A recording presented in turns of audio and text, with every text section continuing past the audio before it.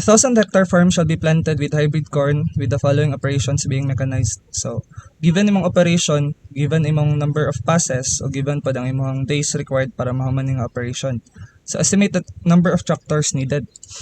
So, before nato isolve ang number of tractors needed, hisgutan sa nato ang field capacity. So, field capacity is area over time or katong 0.1 SWEF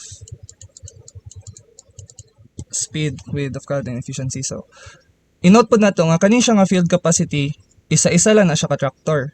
So, kung naakay total area, given imong total nga area, tas napod kay limit sa imong time, so pila ka buok inaani og field capacity nga tractor imong kailangan para mahuman nimo ni nga area ana nga time. So, let X be the number of tractors. So, number of tractors needed is equal to area times time times field capacity per tractor.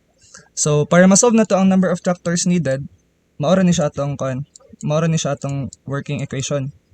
Area over time times field capacity.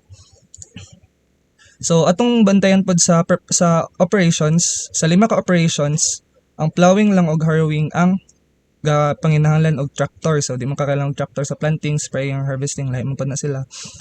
So, First na to kuhaon ang pila ka tractors needed sa plowing, pila pod ka tractors needed sa harrowing para makuha na to ang number of tractors needed.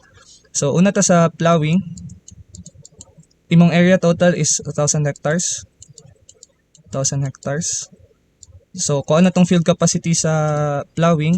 So 0.1 times speed, given ang speed 4 kph. Width of cut given pod 1.6 meters. Times efficiency ni mga 80%, 0.8. So, kani ang unit na to diri is hectares per hour. Given pod ang number of days required, so 90 days. So, para ma-cancel ang days, so ang hectares per hour, assume na to nga usually 8 hours per day man gyud. So, i-times nimo og 8 hours per day para ma-cancel ang day para hectares, cancel din ang hectare over hectare. So, na kay makuha diri nga 2.71 ka tractor. So, para di ka ma-short, round up 3 tractors. Next na to is ang harrowing.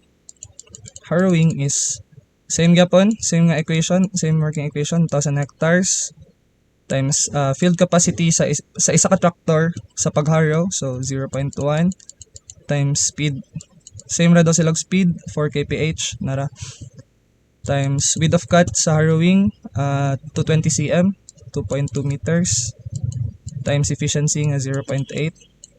Tapos ang number of days for harrowing is 75 days, times 75, times dayon sa 8 hours per day. So ideally ni siya nga 8 hours per day. Naiuban nga problems if ever maghatag siya og working rate, so i-times lang din nimo siya sa 8 hours per day para pila gid ka actual pila ka oras ang iyag yung gigamit sa pagtrabaho.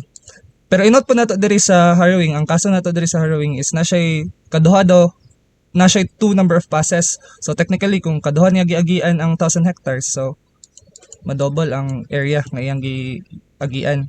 So natay makuha diri nga 4.73.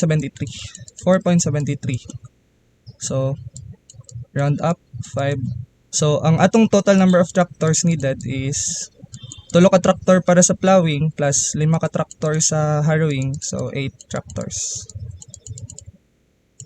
So ang answer para ni nga question is